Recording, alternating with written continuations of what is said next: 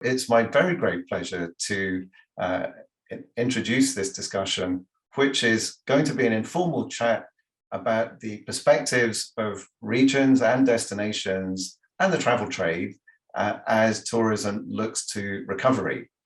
It's in the context particularly of destination tourism, but it's also in the context of how tourism will develop over the next 7, 8, 9 years. There's an awful lot of EU discussion about where tourism should go. There's a lot of funding available for recovery generally. To what extent might that impact how tourism develops, and how can we help both as industry and as other stakeholders at destination level and at regional level make sure that tourism is one of the beneficiaries of this huge strategic amount of funding available through next generation EU funding and otherwise. What I would like to do first is very quickly introduce the 3 panelists I have with me this afternoon. So I'll go through them and then they'll be speaking in the order I introduced them for initial remarks, and then we'll break into more general discussion. If you have not yet used this platform before, there is a function called chat at the bottom of the screen. If you have any questions or comments, please do feel free to add them. I think you can choose whether you wish to direct your questions to the host and the panelists or to everyone else who is there as well. So as we go along, I'll keep an eye on it, as will the other panelists. And if we see anything that we want to jump on, we'll do that. So we'll keep it informal, just to make sure you know who's who, and then they'll start talking. So we have Petra Stusek from CityDNA, she will speak first. Cristina Nunez from Nexture, she will go second. And Nico from the Other Holland, and he'll go last for the initial remarks. I'm going to go first because I'm going to abuse my position as moderator and chair, just to explain a little bit what the European tourism itself, or ETOA, has been up to with regard to destination engagement. One of the things that has happened over the last 2 years is that I think we've all recognized there needs to be recognition. Then recognize there needs to be recognition. We have all recognized that tourism cannot be taken for granted.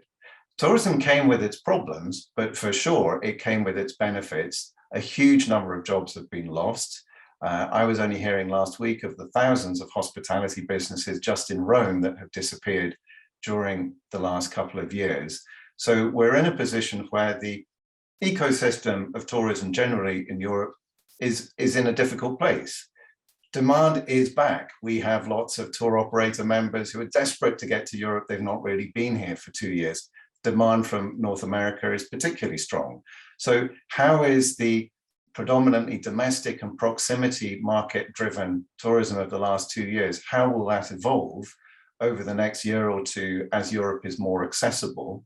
How will tourism itself develop in such a way that we don't get back to some of the chronic difficulties that was causing really quite a lot of pain in some areas which were highly visited, and equally areas which could do with more business but don't receive it. So ETOA's 2 main elements of our sustainability tourism are the green agenda, and I'll say a bit more about that in a second, but product diversification. So how can we get to a place where not everyone is visiting the same place at the same time or wanting to? It's a simple ambition. It's always been difficult to turn that vision into reality.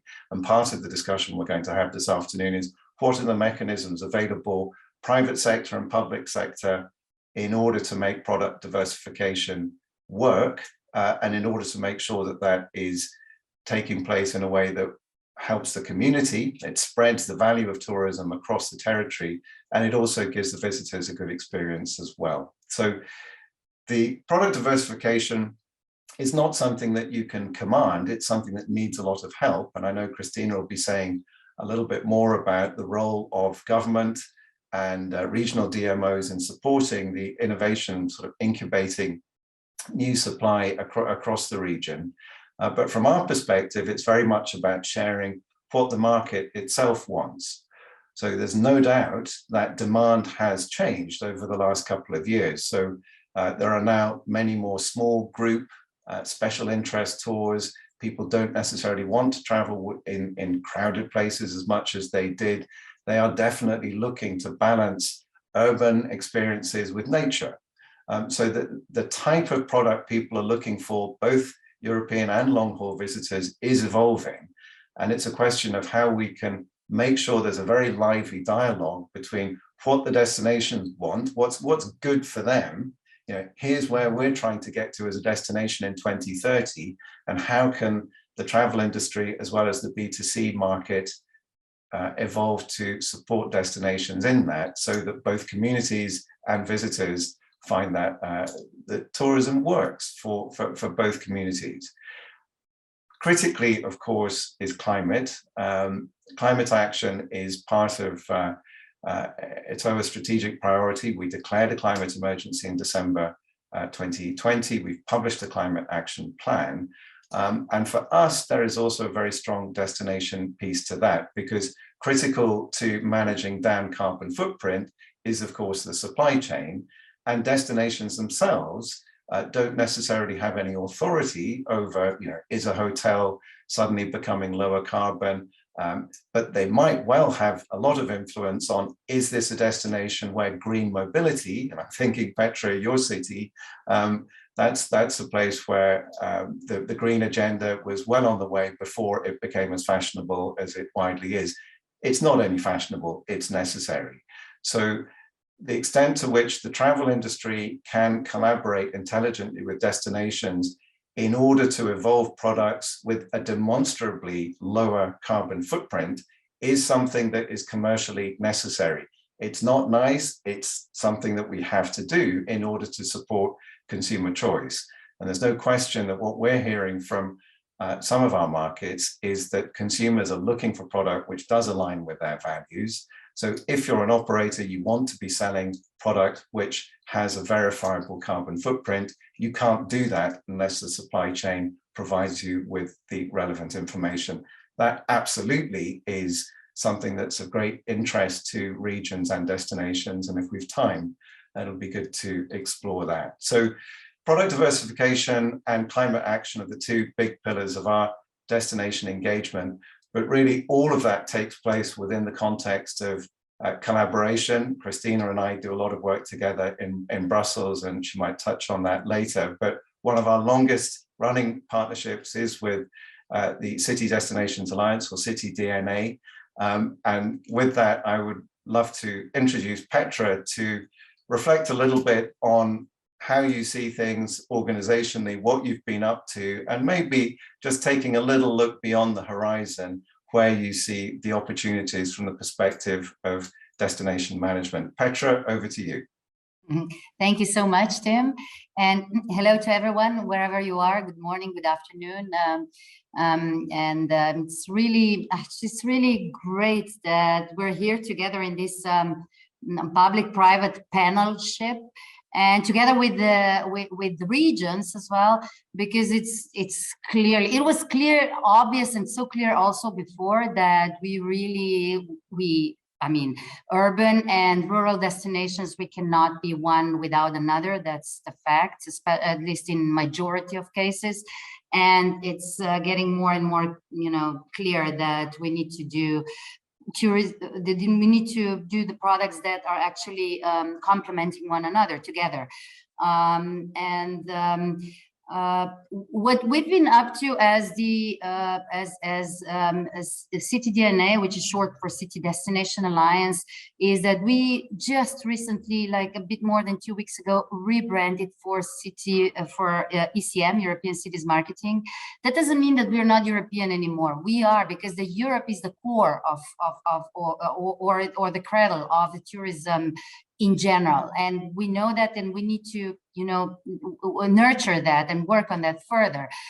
It just means that we recognize that that destination leadership actually is involved in so much more than marketing. We are the ones who are ensuring the sustainable, responsible practices. We're making the destinations are actually creating them and not only marketing them, or at least we are making the basis for everyone involved directly or indirectly to produce this responsible tourism practices, actually the whole visitor economy. We are not only understanding, we're also managing or directing visitors' behavior. We are the ones who are steering the visitor flows. We have the not only the power to not only the possibility to, but also the power to do that. We are the ones who are facilitating public engagement, or ensuring the usage of the smart applications across the urban landscape. There is so much more that is born in the destinations and from our Destination Alliance, City Destination Alliance core urban destinations, but actually we are influencing one to another, urban and rural destinations. And at least in our case, where I come from Ljubljana, which is the capital city of Slovenia. We are managing as a CityDNA also 25 other municipalities around Ljubljana, which means that we are the ones who are responsible for them not only to market or to put their tourism products on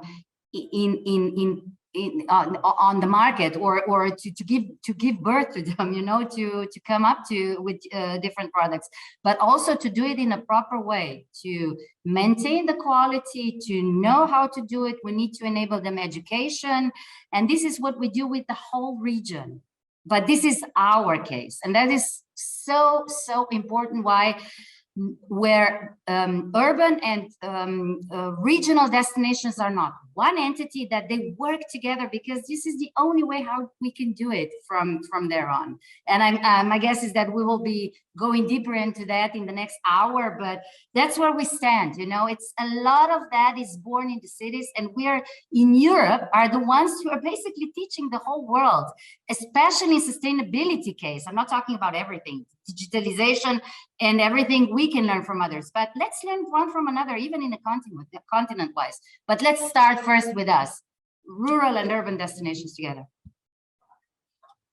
Well, that's very clear. And Cristina, I know that's very close to your heart as a good Catalan, thinking about the relationship with Barcelona and the wider region. But why don't you tell us a little bit more about NECSTouR and how you see things?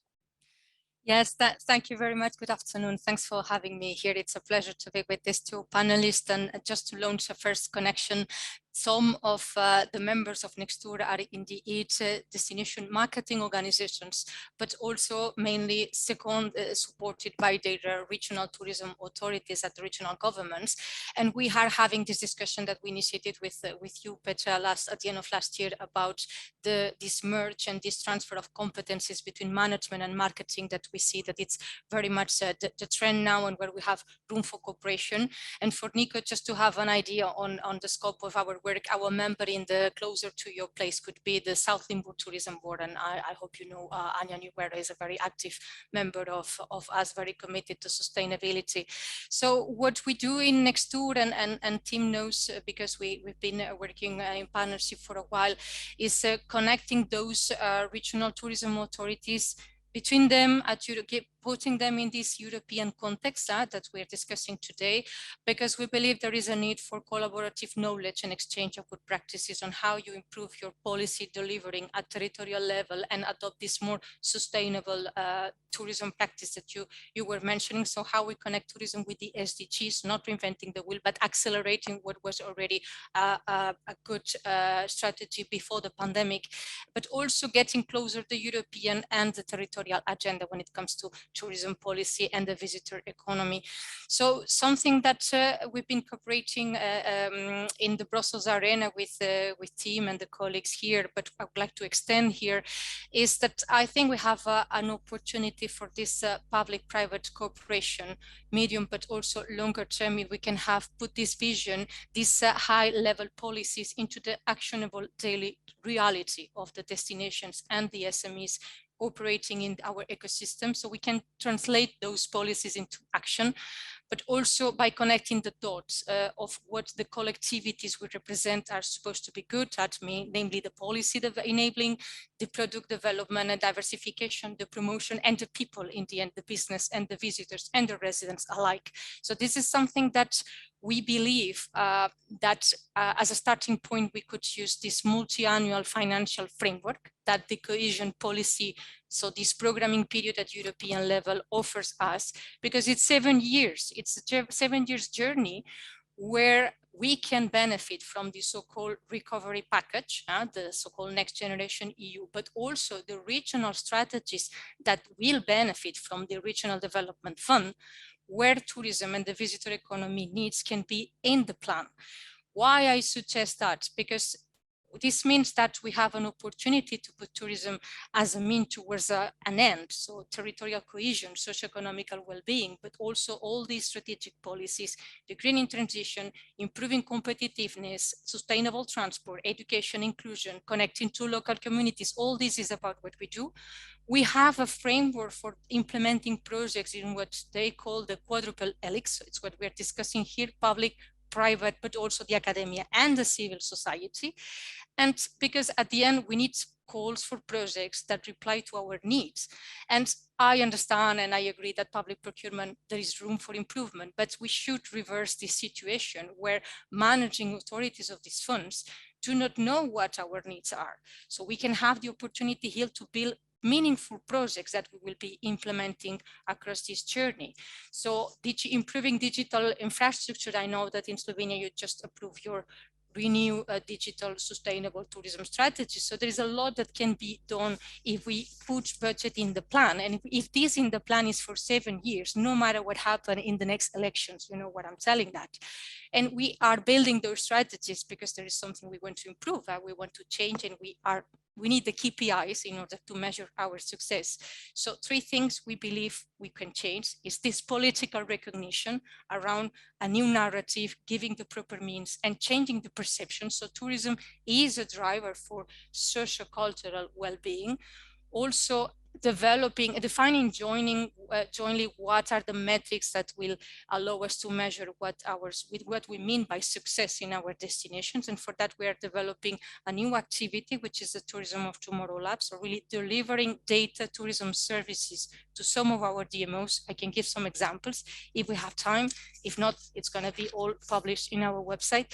But also, I think there is a time where we need to come up with very concrete guidance to build destination resilience. How well or not well are we prepared to respond to this range of crises, and we are about to start into a new one, and how are we taking climate, engaging our ecosystem into the journey to net zero. So this is why we are developing now our climate action plan, together with experts, and this is why I would like that here we can see room for cooperation in building these joint projects for the next 7 years. That would be my initial remarks. Looking forward to the other colleagues. Over to you, Tim.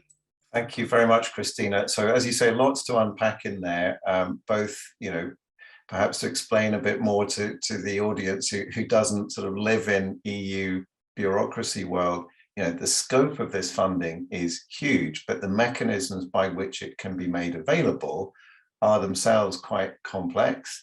So the risk for tourism is that in a way it's too fragmented. So one of the good things about the visitor economy, if it's done well, it can benefit across the whole territory. It benefits retail, it benefits the accommodation sector, all age groups of employment. It's very diverse, it's very fragmented, and that is one of the reasons why it's appealing. One of its vulnerabilities is it's very diverse, it's very fragmented, and it doesn't have that very narrow focus. So for example, if we were talking about the development of aviation, we might be focusing very narrowly on the engineering challenges of making airplanes more efficient. We're talking about a whole ecosystem, and it's really, as Petra said earlier, it's how do you take a more holistic management approach to this? This isn't just about marketing something.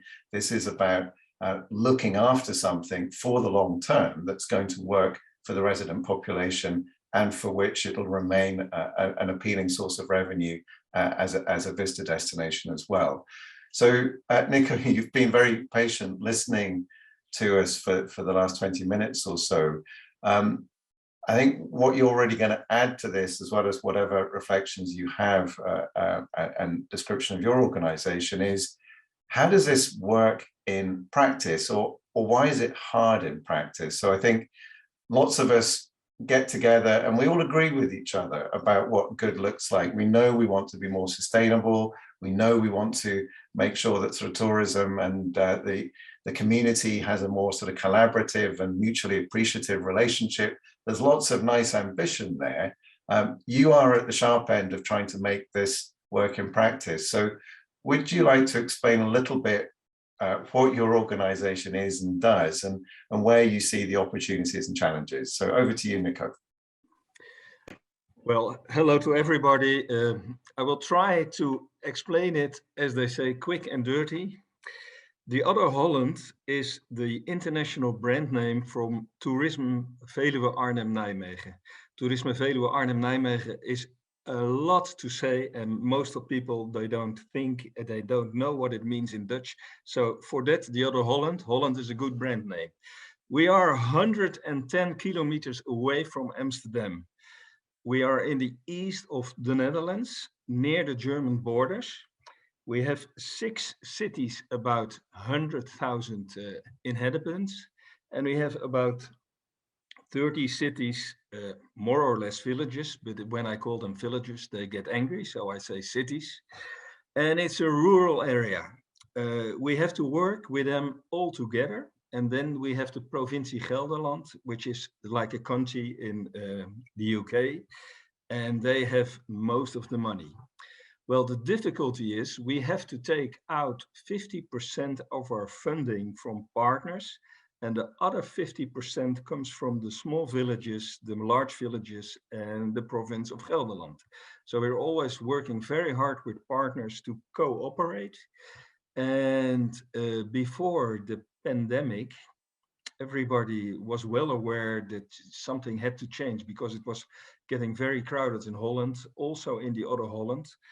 But during the pandemic, we had quite a lot of lockdowns in Holland, and the lockdowns, they put the strength out of the business, the strength out of the recreation, the hotels, the bars. And it is really hard now to see how people want to go up. Tim already said he was in Milan, and he found out that quite a lot of businesses left. It's the same in Holland. It's also in Amsterdam, but also in our region. And what we are trying to do for this moment is, because of the pandemic, we learned that quite a lot of people wanted to go out. Lockdown, you have to go out, you want to go for a hike, you want to take your bike. And it got really crowded in our rural area. So we started a monitor system which could find out where it was crowded and where it was not crowded. You could see on the app, and you could see on the website, red light, green light, orange light. So it was guidance for recreators, tourism, where you should go. And that worked pretty well. And if you are going to see now, what are the next steps? The next steps is that everybody wants to earn more money. They want to pay the taxes, they want to pay the banks, the loans, and everybody is looking at each other from how must we go forward. So we want to go back to normal business, but we also want to make the step for the people in the business to move further to 2030. And everybody is well aware that it has to be sustainable. The sustainability, we have been building about 10 platforms, a network with the cities, with the partners. We are doing workshops, we are making small steps forwards. What can you do as being a business, being green? For example, no more prints, do tickets online, etc. All small steps. But the main problem is, what is the big plan for the future? And we have a case in the rural area, that's the Veluwe. nowadays you can park your car everywhere and go in the woods. But we want to have a transferium where you park your car, you go there by public transport, electric, if possible, or by bike, and not more than 4 locations. And then you have to go by bike, or you have to take your walk shoes and make a walk and then go to the restaurant or whatever you like. And it's well taken. Everybody is well aware. But then you get it. How are we going to do it? And how are we going to fund it? And then you have to go talk with the government. You have to go talk with the people of the city governments, and they don't know it. And that's the difficulty. And for the moment, we have hired an agency, Bureau Buiten. They are also very well known with the money makers in Brussels. And we will see how what kind of case they can build to get funding for projects which are green. So it's very nice to see Christina, because she probably also knows how it works, but it's hard to find, if you are not in Brussels, which button you have to push. And that's the difficulty for us.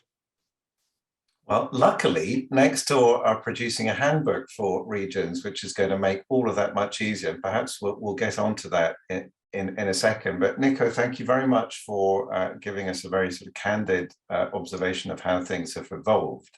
I think what I'd like to do now is get into the specifics of who is the visitor and what are they doing, and how is that going to evolve. I think one of the observations we have in our destination engagement work is that there can be a risk of, let's say, a very reductive or perhaps over simple way of defining problems and solutions in this area. That's tempting because time is short and you've got to be quick and clear. But the distinction I see drawn sometimes is that you've got a choice. You can either say tourism is something that's defined by the tourism industry, this is the product, it's wine tasting in Italy, it's whatever it might be. Or the tourism or the visitor economy, to treat it more broadly, is something that is essentially evolved, curated, and the vision for it is something that is owned by the destination and the community. Now, to me, it's not an either or. I mean, you clearly can't have tourism in isolation. Tourism is something that takes place within a community, within a host community. So the opportunity now feels like how to optimize the mutual interest of people who have got a commercial interest. The tourism industry is trying to get back on its feet, both on the supply side and from the operator side, but they are very much open to opportunity. And the means of influencing the travel trade, how do you get people to go, aha, we're not going to do 2 nights Amsterdam and then drive off to Belgium. We're going to stay outside Amsterdam. We'll visit the city, but we really want to explore some of that borderland between the Netherlands and Germany, because we've got a themed tour which that particular part of the Netherlands will illustrate. So one of the challenges is, how do we get the less famous product under the noses of people who are designing product that's being sold for 2023-24 already? For sure, there is an appetite for new stuff, but tourism is about optimizing distribution systems at a travel trade level. What's an efficient way for people to learn about what the new developments are, and what role can the industry play in informing the plans destinations have? So if a destination, for example, says, well, we're going to be developing the east side of the city, our ambition is to have more cultural tourists to do this and do that, how is it that the travel trade could say, that's great, that represents an opportunity for us. Exactly what kind of product can we have? Can you help us find this particular sort of experience that we've been looking to do with local communities? People want to meet the locals it's really hard to organize. Can you help us? So can we make a more creative dialogue, a sort of co-creation, if you like, between the private sector and the public sector in order to evolve new product? So we can set what the vision is, but is this going to influence product development itself? So let's start with product. And if any of the three of you have got a view on how to support product development and awareness raising of that among the market, please do chip in. So if no one wants to start, I'll pick on somebody. You can pick on me. Petra, over to you. Look, the short answer would be to your concrete question, yes. It's not only if we can, but we must do it that way. But now we have a really good opportunity to I will rephrase it. Now we have a little bit of unfortunately a little bit of time to rethink how to do it, because at the moment everything is so uncertain that is literally changing from today to tomorrow. Because just yesterday people were afraid to go to cities in a way, or to, where people are, where there is a perception that people are more together, that there is more crowd and so forth. Whereas on the other hand, we would be more than willing to go outside of the city to, let's say, spas and swimming the same pool as 200 other people. So at the moment, it's about the perception of how being safe. Plus, of course, this there is also a question of cost of our travel in a very concrete sense of how much will the diesel or the petrol, whatever your car is on, cost to come from point A to point B.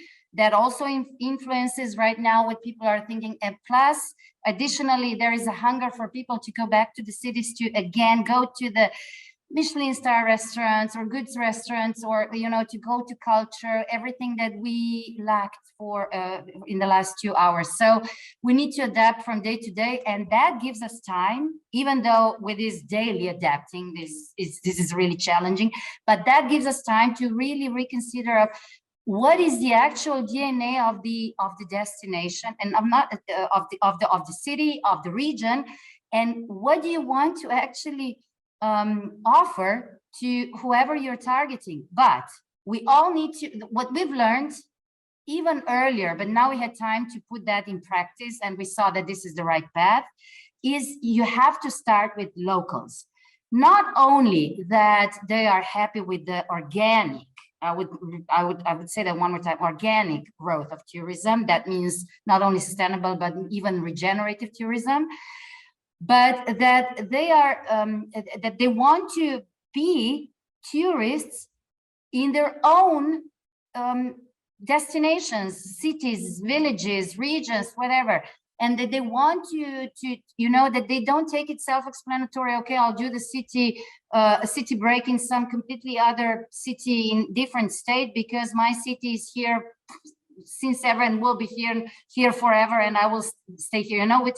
We used to take it self-explanatory. Now it's our job to attract locals to see our destinations differently from the tourism perspective and to use it, because that gives money to us locals, that retains jobs to us locals, and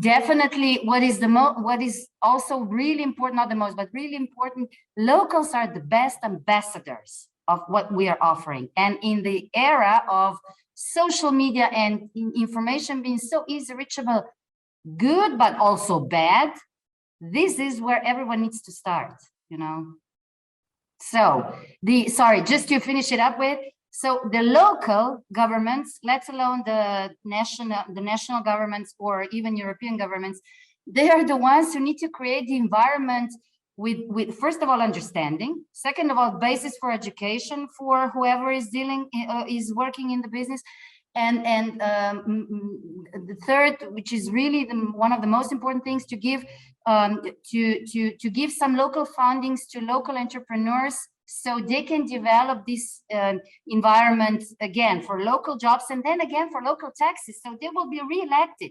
This is the circle that we need to talk to or we need to draw, not only talk about, to local politicians that they hear us, you know? Right, well, that's just a very short agenda of change there, Petra. That'll keep us busy. But I just want to pick up one particular point, and it's about the complementarity of demand. So I think one of the things we have learned over the last 2 years is that you need domestic demand, but you also need the visitor demand in order for businesses to survive. But it's not about developing product that's just for other people. The best sort of tourism is really selling what locals themselves enjoy. I mean, that is ultimately the origin of the visitor economy. And the reason why London has lots of theatres in it is because there's a very strong domestic appetite for live theatre, and that's something all the visitors to London can also enjoy. But it's not just driven by the visitor economy. It wouldn't exist if culturally it wasn't an appealing thing. And that's obviously true for the wonderful food cultures across Europe, that there wouldn't be all those gorgeous restaurants all over Italy if it weren't the case that Italians think food's very important. It's not devised for the benefit of the visitors. So the idea of dual use, if it comes to infrastructure, that it will benefit people going to work or going to school, and all the green mobility, it will also help people, as Nico was describing, all the improved intermodal transition. So maybe you come in your train or your coach, but then it's a comfortable and easy way of transitioning from that to, there's guided walks, there's e-bikes, there's whatever else is needed in order to access. But visitors are not another species, they're us in different places. So it's really getting that reality across. But Christina, has any of that prompted a thought, either from the point of view of how to catalyze regions to think, okay, practical steps, here's what we can do, or any other thoughts as to what might actually lead to evolution in product, what the offer is on the territory? Any thoughts on that? Yes, thanks. You are more specialist in product development than I am, but what I could mention is the example of two of our regions who have been working for the past 3 years in translating what was an interregional debate that we call the Better Places to Live, Better Places to Visit, which is a declaration which principles can be summarized on what you just said, Tim, that what is good for the resident is going to be good also for the visitor. They are translating these into the new vision. They have been building in a very participatory approach with the range of the whole representatives of the value chain. As you were saying, Petra, there was time to rethink, okay, what is the DNA of our place? How we can bring back the sense of place, our identity, our culture into the experience that we hosting community want to offer a visitor community. And it is about also putting this interaction mechanism, technology-based or not, and building these proud ambassadors, promoting and making business, making profit about it, let's not forget. So in these two regions, the difference is that now at the highest governmental level, so the tourism minister has endorsed these policies. So now it has become the regional main deal or policy paper and methodology for the recovery. So really saying the political message and agenda is tourism is a source of well-being for Catalan people, for Flemish people. And there has been a whole process through principles like building this vision for the future, we were saying, what's taking into account the new trends of the sector, but also what they call the scales of tourism. So a mosaic of destinations within the destination. So it doesn't matter is a city, is a community, is a province. It's what is that place that is meaningful for us, that we feel part of it as a community and that you are going to visit us. But also involving new tourism companies, new product dimension, new areas, but also tackling here the challenges, the conflicts, that unbalanced situations that you, Nico, were referring at the beginning. So something that I think it's interesting also as a component for innovation is how we can invest in attracting talent to our sector, to the visitor economy.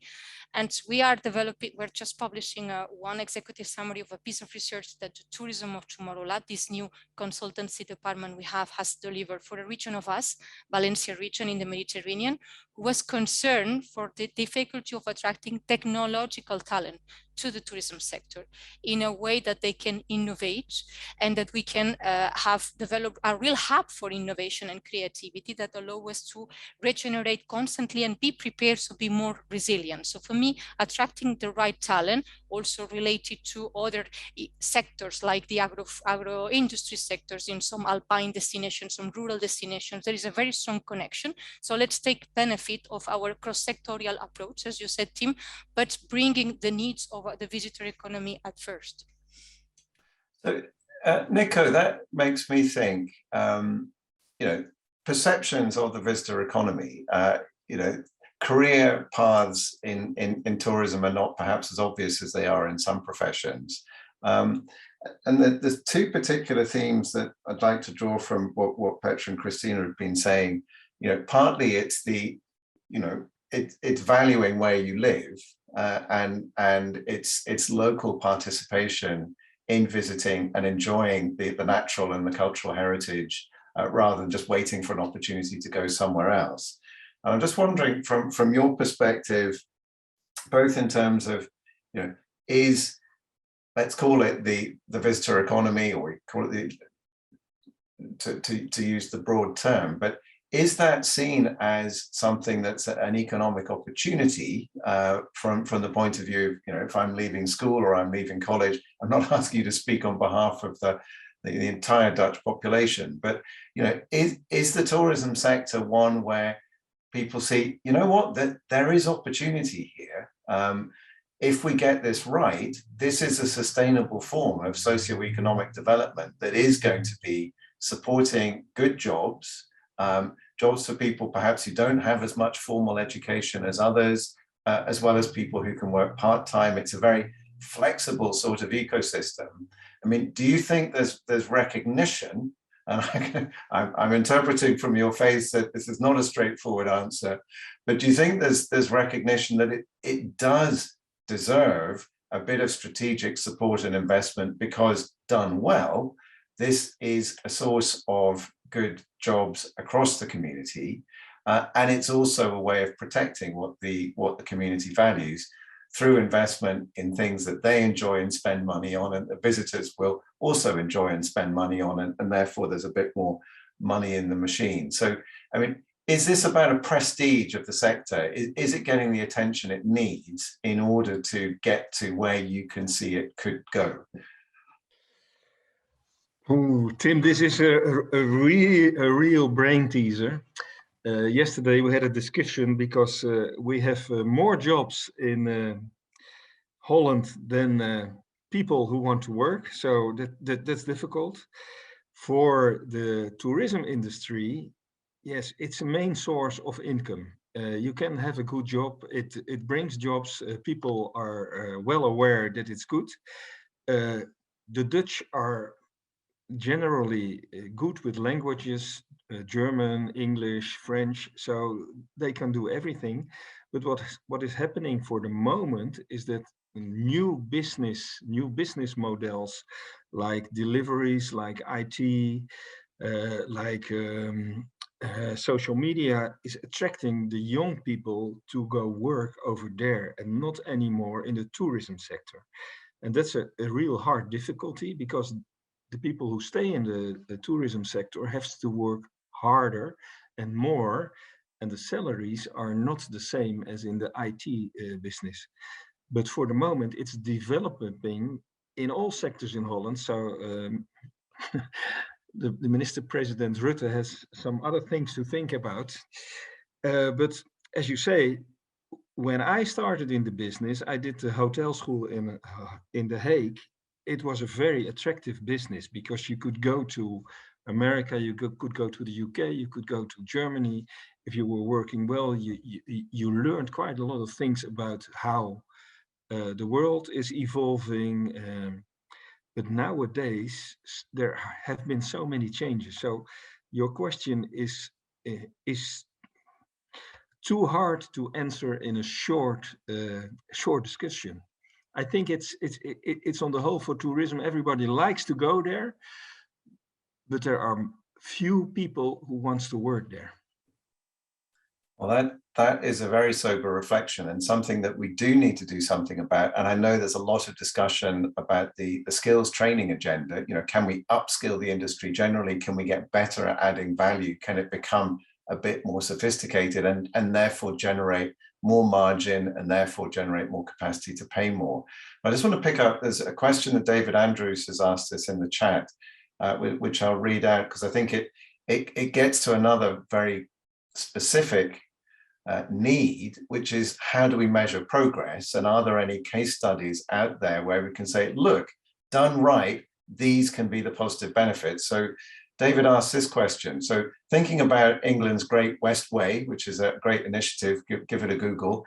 It would be, you know, is there any better data or evidence to show how specific visitor economy initiatives have impacted on much wider objectives for the place? So for example, the quality of life you were talking about, Christina. So is there any example out there of people, you know, here's our objective, let's get a proof of concept together, let's implement it, and let's measure what happens, and does that benefit include impact on wider quality of life? So it's not just about what did the visitor think, it's about the overall territory and how things have changed. So Christina, I know this is, I mean, it's very much part of the grammar of how NECSTouR approaches things, but as far as metrics go and case studies, you know, is NECSTouR a place to go for looking for more of that information? Where would you point people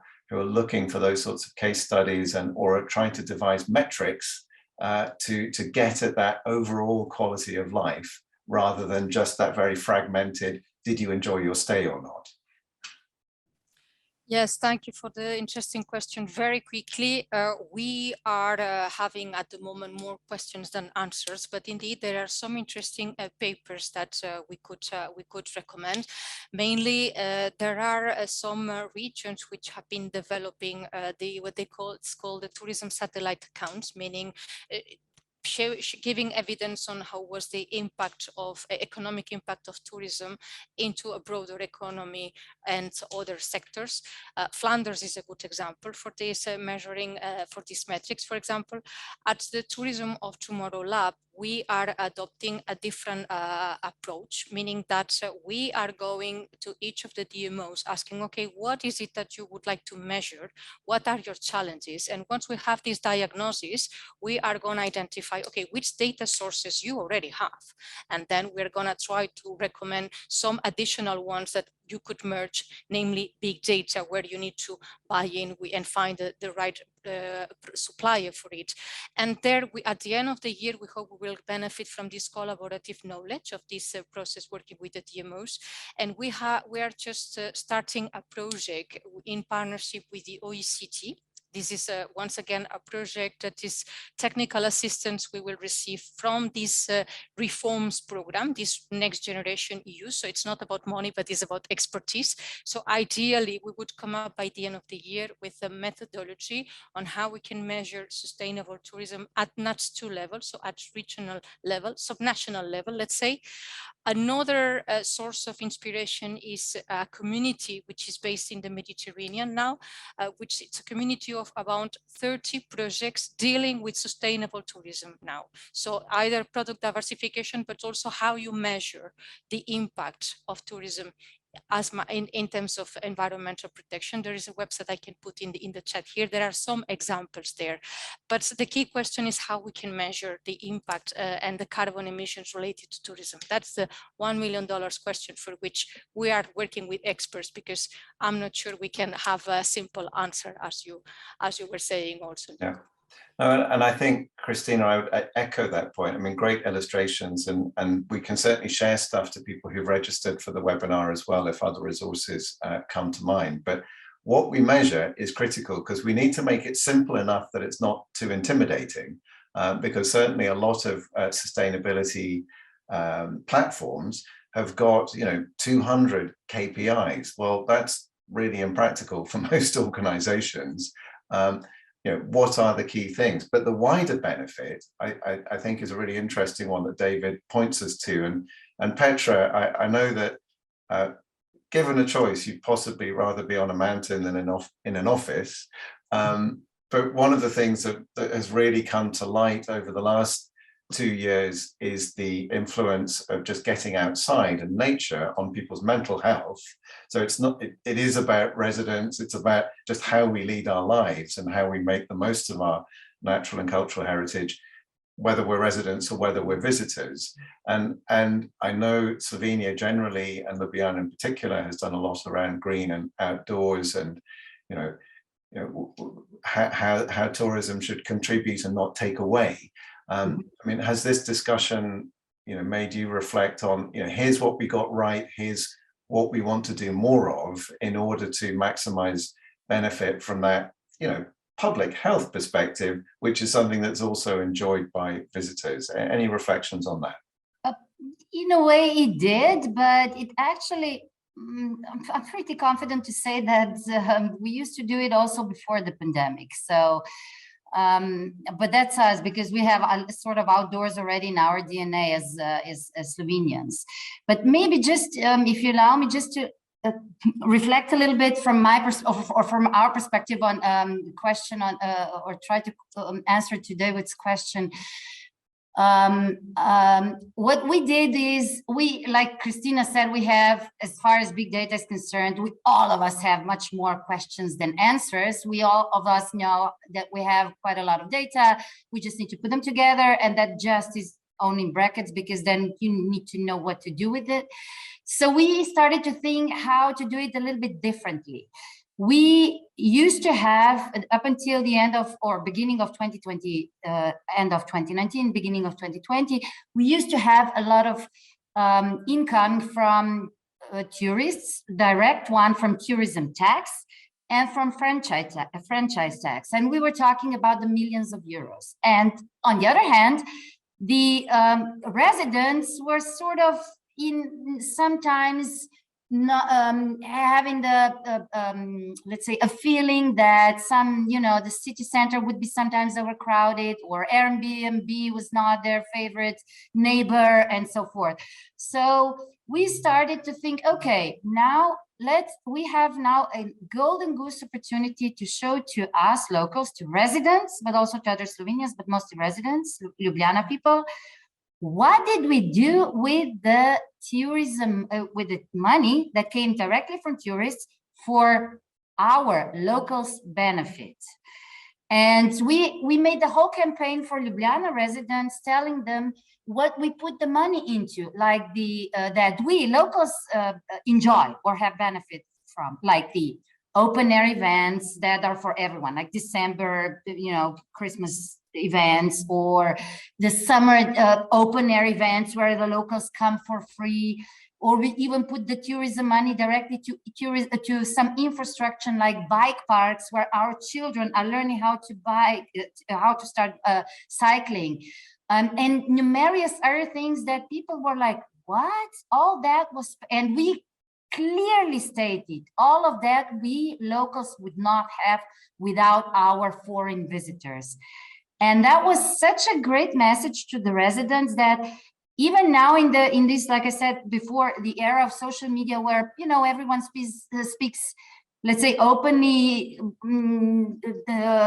even with the critics and so forth, none of our messages were criticized. We were targeting Ljubljana people. We got responses from the whole Slovenia, all with positive messages back. And people started to understand that they also bring wealthy to us, local jobs, local infrastructure, local vivid environment.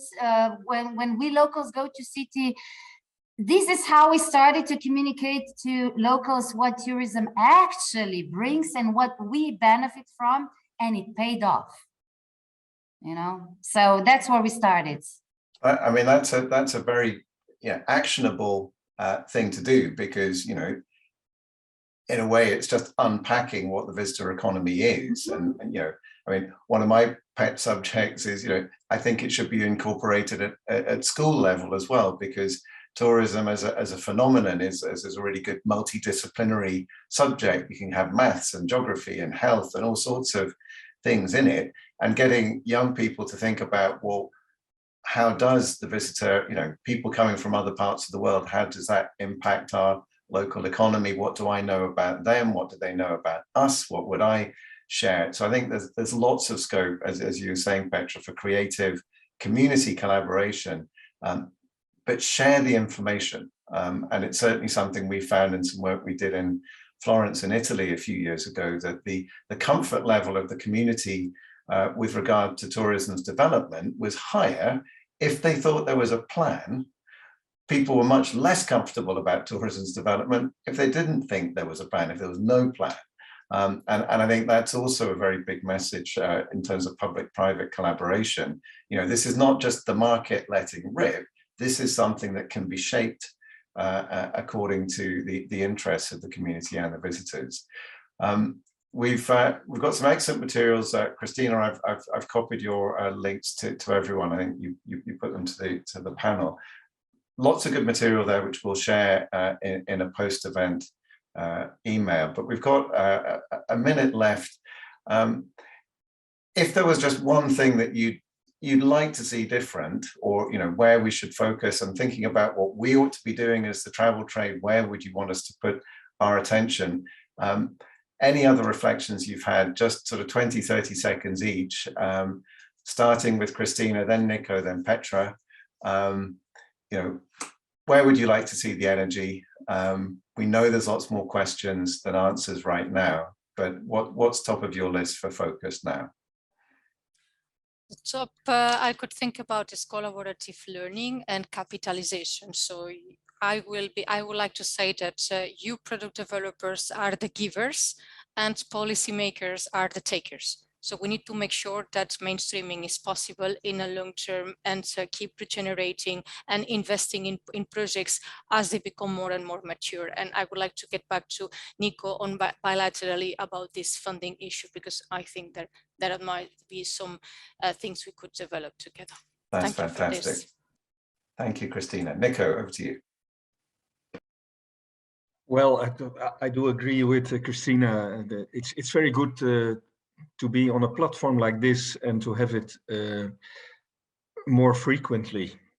I know ETOA is doing quite a lot of things of webinars, and you have quite a lot of reports everybody can see, but it would be a good idea to have a mainstream of information which projects how it's going within the year. That's what I think, if I'm following the discussion today. That's a very clear takeaway, Nico. Thank you. Petra, last word to you. You know what? Just to really listen to each other and to start to collaborate. I mean, this is such a misused word. We're always talking about it, but we don't listen to each other as much, you know, especially from the entrepreneur and then from political side.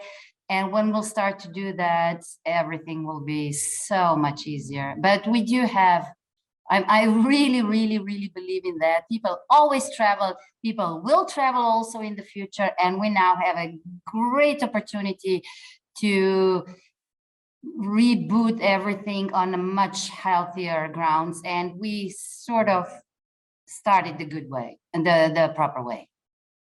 Well, I think there's a lot of grounds for optimism there. So thank you very much to Petra, to Christina, to Nico. I'm sure this discussion will continue. I'd also like to thank my colleague Sophie for her help putting this together, and our colleagues at CityDNA, Flavie and Julie. So With that, thank you very much for listening. Julie, could I ask you to share the slide about City Fair once more? So if anyone would like to learn more about this, very much a product-oriented online event that takes place on the 9th of June, do please have a look at ETOA's website or email our colleague Karen at kjensen@etoa.org. But from all of us, thank you very much for your attention, and we look forward to the next webinar. Thank you.